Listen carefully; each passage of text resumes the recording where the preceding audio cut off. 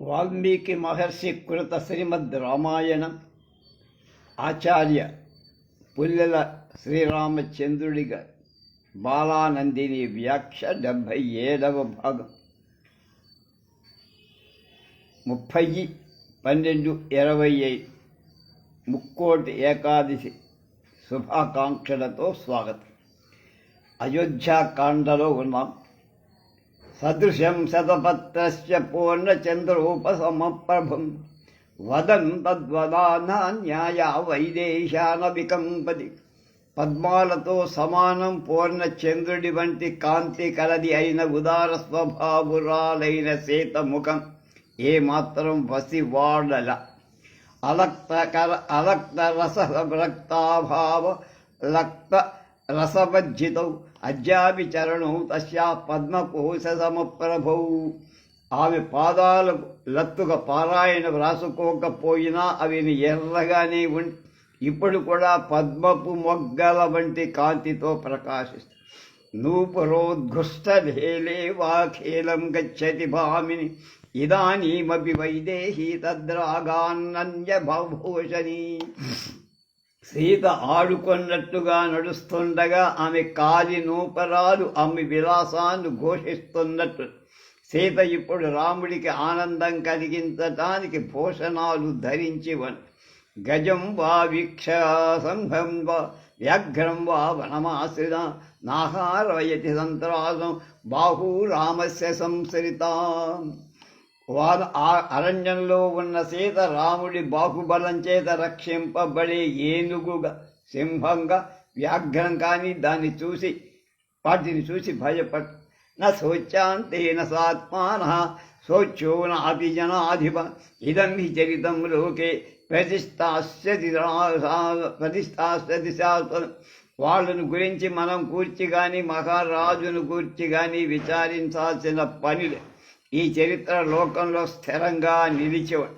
జగువిదూయం శోక పరిహుష్టం మానసా మహర్షి యాతే పరిస్థిత వనేరతా పంచఫలాసనాపిధు శుభాం ప్రతిజ్ఞాం పరిపాలయంతి తే. సీతారామ లక్ష్మణుడు శోకాన్ని విడిచి సంతోషంతో కూడిన మనస్సులతో మహర్షులు నడిచిన మార్గంలో స్థిరంగా ఉన్నవాళ్ళై అడవులో ఆనందిస్తూ అక్కడ లభించే ఫలాలను తింటూ తండ్రి యొక్క శుభమైన ప్రతిజ్ఞ పాలిస్తాను. తథాపి సూతేన సుయుక్తవాదినా నివార్యమాణా స్వతశోకర్షిత నచైవ దేవీ విరరామ పూజితాన్ ప్రియేతి పుత్రేతి చ రాఘవేతి. ఇచ్చార్షే శ్రీమద్ రామాయణే ఆది కావ్యే అయోధ్యాకాండే 6వ సర్గః. అరగయుక్తంగా పలుకుతున్న సుమంతుడి ఈ మాటలు నివారిస్తున్న కౌసల్యపుత్ర శోకంచే పీడితురాలై అయ్యపుత్ర రామా రామా అని అరవటం మాత్రం మానలేదు. ఇది 65వ సర్గ సమాప్తం. 66 ఏకషష్ఠితమ వనంగతే ధర్మబలి రమే రమయతాం బలి కౌసల్యారుదతే స్వార్థ భర్తారమిదమబ్రవీత్.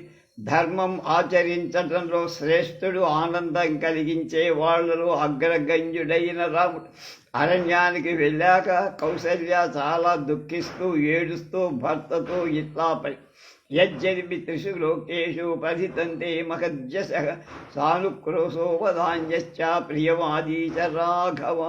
దశరథుడు దయాశీలుడు, ఉదార స్వభావం కలవాడు, ప్రియంగా మాట్లాడేవాడు. అది నీకు 3 లోకాల్లో గొప్ప కీర్తి ఉంటే ఉండవచ్చు. యదిదం 3 లోకేషు అదేదో తరిగ్గా లేదంట మార్చ. కథం నరవరశ్రేష్ఠ పుత్రౌ తౌ సహసీతయ దుఃఖితౌ సుఖ సమృద్ధౌ వనే దుఃఖం మహిష్యది.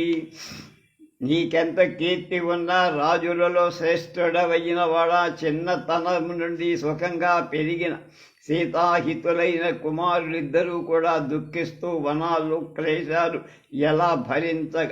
సా మాసానూనం తరణీ శ్యామా సుకుమారీ సులోచిత కథముష్ణంచ శీతంచ మైథిలి ప్రహసిష్యతే. సుకుమారి సుఖాలకు అలవాటు పడింది అయిన సీత యౌవనంలో ఉంది. అలాంటి ఆ తరుణి శీతోష్ణాలను ఎలా భరించగ భుక్వా భుక్యాసనం విశాలాక్షి దంతాన్వితం సుఖం వన్యం నైవారమాహారం కథం సీతోపభోజ్యతే. ఇంతవరకు సూపాలతో ఉపదంశాలతో కూడిన మంచి ఆహారం తింటున్న అంటే పంచభక్ష పరవాణాలు తింటున్నటువంటి విశాలాక్షి సీత అరణ్యంలో తిరిగేటువంటి నివ్వరి ధాన్యంతో చేసిన ఆహారాన్ని ఎలా తింటుందయ్యా? గీతం వాదిత్ర నిర్ఘోషం సుత్మా శుచా శోభమనిందిత కథం ద్రవ్యాత సింహానాం శబ్దం శ్రోష్యత్య శోభనం. మంగళకరమైన గీతవాద్యాలను ధ్వనులను వినటానికి అలవాటు పడిన అనిందితమైన జానికి అరణ్యంలో సింహాది క్రూర మృగాల భయంకర ధ్వనిని ఎలా వినగలదు? మహేంద్రధ్వజ సంకాశ కొన్ను కేశైతే మహాభుజ భుజం పరిమ సంకాశం ఉపధాయ మహాబల. ఐంద్రధ్వజంలా ఉన్నవాడు, గొప్ప భుజాలు కలవాడు, మహాబలశాలి అయిన రాముడు పరిఘ వంటి బాహువును తరగడగా పెట్టుకొని ఎక్కడ నిద్రిస్తున్నాడు? పద్మవర్ణం సుకేశాంతం పద్మ నిశ్వాసముత్తమం కదామి కదా ద్రక్ష్యామి రామస్య వదనం పుష్కరీక్షణం. పద్మాల వంటి రంగు, అందమైన కేశాగ్రాలు, పద్మగంధం వంటి గంధం గల శ్వాస, పద్మాల వంటి నేత్రాలు కల ఉత్తమమైన రాముడి ముఖం మళ్ళా ఇప్పుడు చూస్తాను. వజ్రసారమయంలోనం హృదయం మే న సంశయ అవశ్యం చ న తం యద్వై ఫలదీతం ఫలతీదం సహస్రదా. రాముడిని తోడకపోయినా నా హృదయం 1000 ముక్కలుగా బద్దలవటం నిజంగా ఇది వజ్రంతో ఉండే సారంతో చెయ్యబడింది, సందేహం లేదు. యత్వయాకరణం కర్మ వ్యపోహ్యమనుబాంధవ నిరస్తా పరిధావంతి సుఖార్హ కృపణావని. నువ్వు కరుణారహితుడవై సుఖాన్ని అనుభవించడానికి తగిన నా కుమారుడు మొదలైన వాళ్ళను దూరం పంపేయగా వాళ్ళు దీనంతో వనంలో తిరుగుతుంటే నా హృదయం రోకటి పోటుకు గురైనట్లు. యది సంచదశే రాఘవ పునరేశ్వరి దహ్యాద్రాజ్యం సకోశంచ భరతో న ఉపలక్ష్యతే. రాముడు 14 ఏళ్ళు అయిన తర్వాత తిరిగి వచ్చిన భరతుడు రాజ్యాన్ని కోశాన్ని విడిచి రాముడికి అప్పచెప్పుతాడని ఎవడు గ్యారంటీ ఇస్తాడు? భోజయంతి కిరస్రాద్ధే కేచిచ్వానేన బాంధవాన్ తత పశ్చాత్ సమీక్షంతే కృత కార్యాద్విజర్షవాన్. కొందరు శ్రాద్ధంలో తమ బంధువులకు మాత్రమే భోజనం పెట్టి తర్వాత బ్రాహ్మణోత్తకి ఇష్టపంక్తికి ఆహ్వానిస్తారు. తత్ర మే ఏ గుణసంతస్య విద్వాంసస్య విజాతయ న స పశ్చాత్తే అభివందంతి సుధావపి సుదోసుకో మమ. ఈ విధంగా ఆహూతులైన వారులు, గుణవంతులు, విద్వాంసులు, దేవతా సదృశులైన బ్రాహ్మణులు ఇతరులు భోజనం చేసిన తరువాత తమకు అమృతం పెట్టినా స్వీకరించరు. బ్రాహ్మణేష్వపి దుష్ట్రేషు పశ్చాద్భోక్తం ద్విజర్షధ నాభ్యుపైతు మలం ప్రాజ్ఞా శృంగచ్ఛేదమివర్షభా.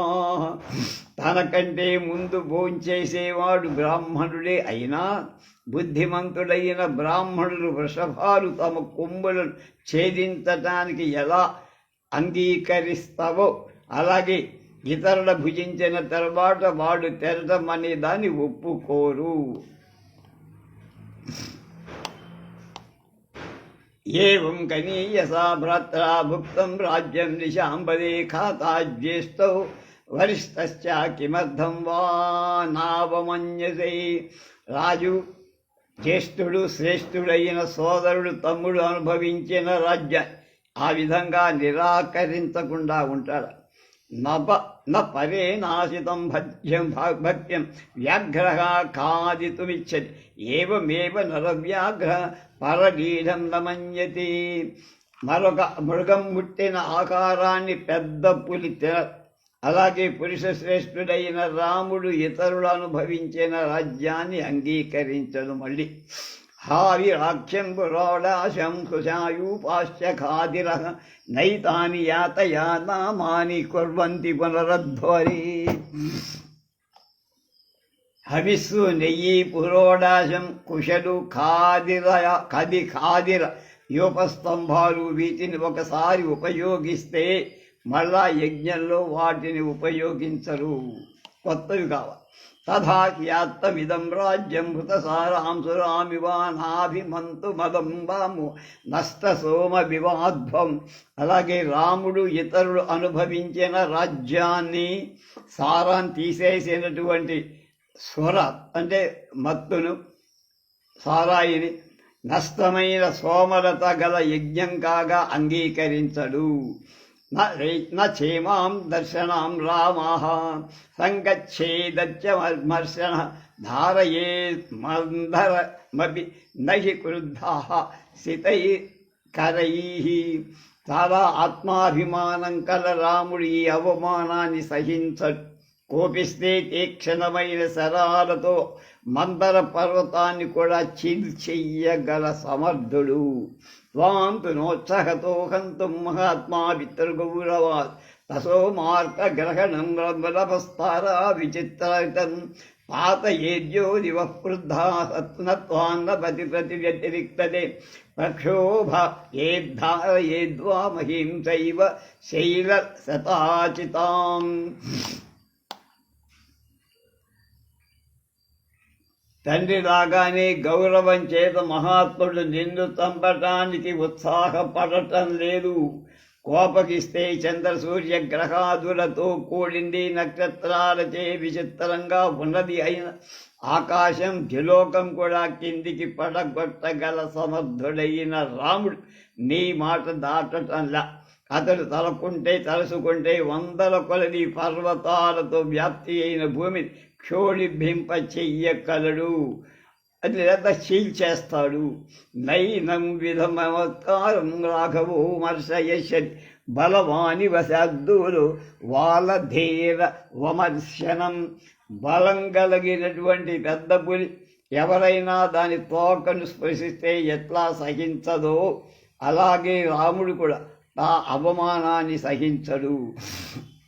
నైతస్య సహితాదోకా భయం కుర్యర్మహాబ్ధుదే అధర్మం త్రిషధర్మాత్మా లోకం ధర్మేణ యోచయేత్. మహాయుద్ధాల్లో లోకాలన్నీ కలిసి వచ్చి ఎదిరిస్తున్న రాముడికి భయం కలిగించలేవు.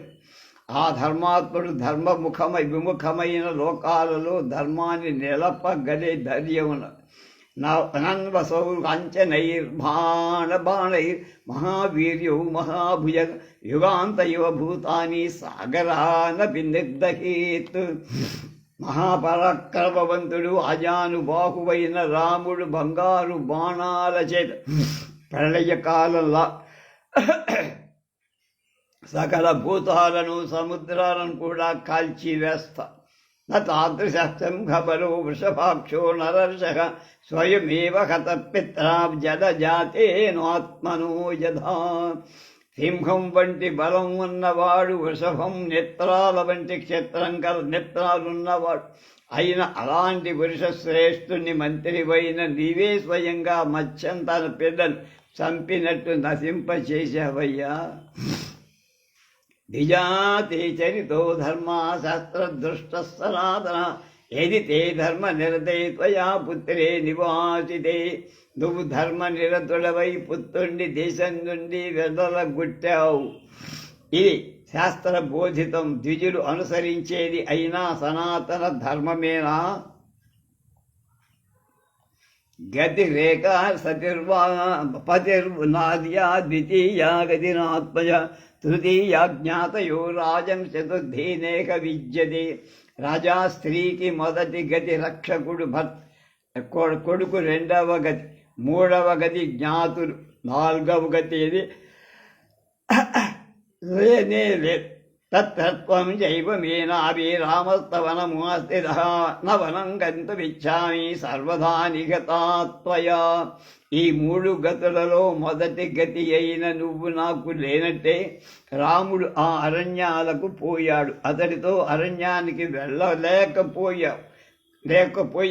నువ్వు అన్ని విధాలా నన్ను గతి లేని దాన్ని చేసిపోయావురా కొడకా అంటు.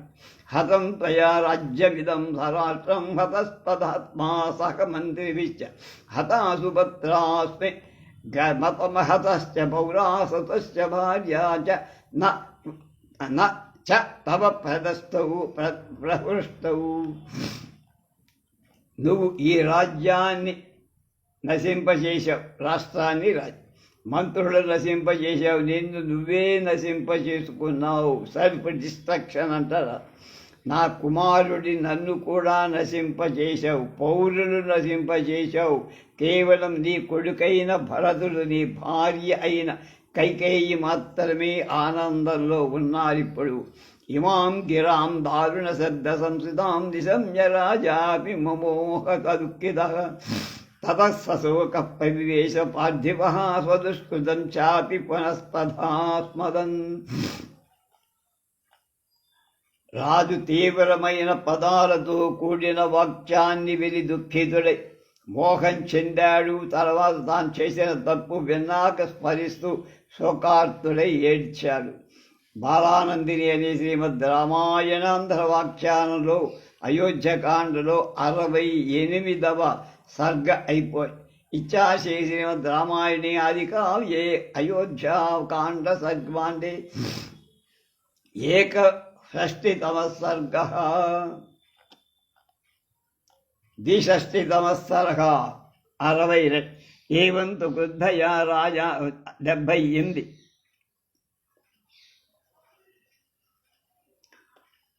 ఏవంతు క్రుద్ధయా రాజా రామమాత్రానశోకయా శ్రావితః పరుషం వాక్యం చింతయామాస దుఃఖిత.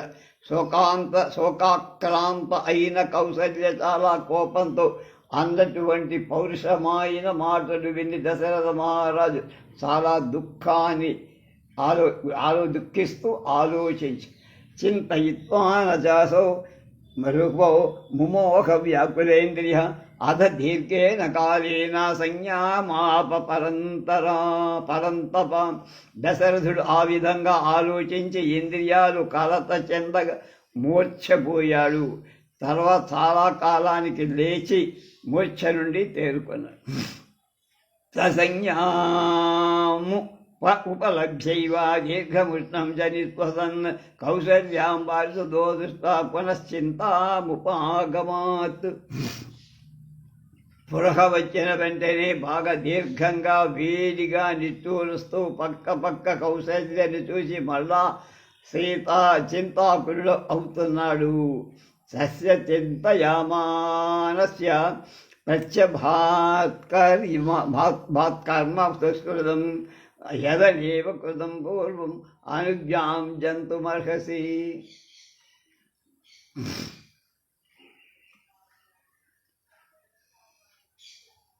మధ్యాహ్నం శబ్దవీదినాం. దశరథుడు ఆలోచిస్తుండగా పూర్వం తాను అజ్ఞానంలో శబ్దవేది బాణాన్ని ప్రయోగించి చేసిన పాపకర్మ ఇప్పుడు గుర్తుకొచ్చి అనునాస్తేన శోకేన రామశోకేన చ ప్రభు ద్వాభ్యాం అపి మహారాజ శోకాభ్యాం అన్వతప్యతః. ప్రభువైన దశరథ మహారాజు పాపకర్మం వల్ల కలిగిన శోకం రామశోకం రెండు మనసుకు ఎక్కువగా పీడించగా పరితపించారు. దహ్యమానాస్తు శోకాభ్యాం కౌసల్యా మాఘభూపతి వేపమానోంజలిం పక్వా ప్రసాదార్థమవాంకుశః. ఈ కోశం దహించి వేస్తుండగా రాజు వణికిపోవడం, ముఖం కిందికి వంచి కౌసల్యకు అనుగ్రహించడానికై చేతులు జోడించి నమస్కరిస్తూ ఆమెతో అంటున్నాడు. ప్రసాదయే త్వం కౌసల్యే రచితోయం యమాంజలి వత్తనా చ నృశంసా చ త్వం హి నిత్యం పరేశ్వరీ. కౌసల్య, నేను ఇదిగో చేతులు జోడించి బతిమాలు, నువ్వు సర్వదా ఇతరుల విషయంలో కూడా ప్రేమ కలిగించే దానివే, ఆ విధంగా ప్రవర్తించగలదాను కదా అన్న. భర్తాదు ఖలు నారీణాం గురువాన్ నిర్గుణోపి వాహ.